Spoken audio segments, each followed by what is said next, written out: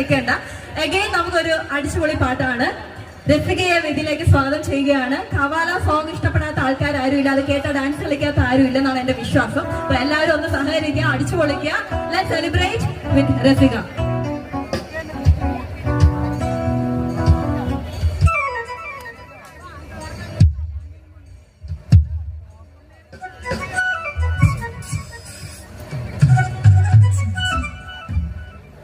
ഉഷാറായിട്ടൊന്ന് കൂവിക്കേ.